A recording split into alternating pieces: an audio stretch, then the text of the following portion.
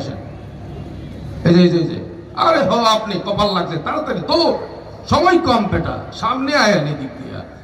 এ তো দৌড় দেয় না, খালি দৌড় দিতে গেছি, দৌড় দেন, সময় নাই, তাড়াতাড়ি কাম আছে, দৌড় দেন এদিকে,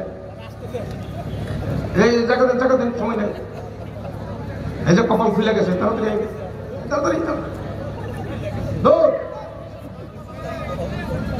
পোস্টারের নাম আছে নি আপনার? আয় করছেন তো, আল্লাহ কবুল করেন, আমিন কন, জান্নাতি হিসাবে কবুল করেন, আমিন কন। আচ্ছা, এই লোকটারে যে দেখতেছেন, ওনারে তো বহুত বড় আলেমের মতো মনে হইতেছে না? আস্থা পাবলিক, এতে কোনো সন্দেহ আছে? ওনাকে যদি আমি আমার পাঞ্জাবিটা পরায় দেই, আলেমের একটা ভাব আসবে না? এই যে কথা বলেন, আসবে না? মাথার টুপিটা খুলে যদি ওনারে পরায়, খুলেন না এটা, ওনার মাথার মধ্যে যদি আমি এই টুপিটা পরায় দেই, ভাব, আলেমের ভাব কমবে না বাড়বে? আর সৌদি আরবের ইমামদের একটা আবা যদি ওনারে পরায় দেই, ছোট আলেম বোঝা যাবে না বড় আলেম বোঝা যাবে? আর একটা পাগড়ি যদি মাথার মধ্যে পৌঁছায় লাগায় দেই, পেঁচায় দেই, তাইলে আলেমের ভাব সাপ অর্ধেক থাকবে না পূর্ণ হয়ে যাবে? আর ডান হাতে যদি একটা লাঠি, বাম হাতে একটা তসবি ধরায় দেই, বাংলাদেশের বহুত বড় বুজুর্গ, এর চেয়ে বড় বুজুর্গ আর খুঁজে পাওয়া যাবে না।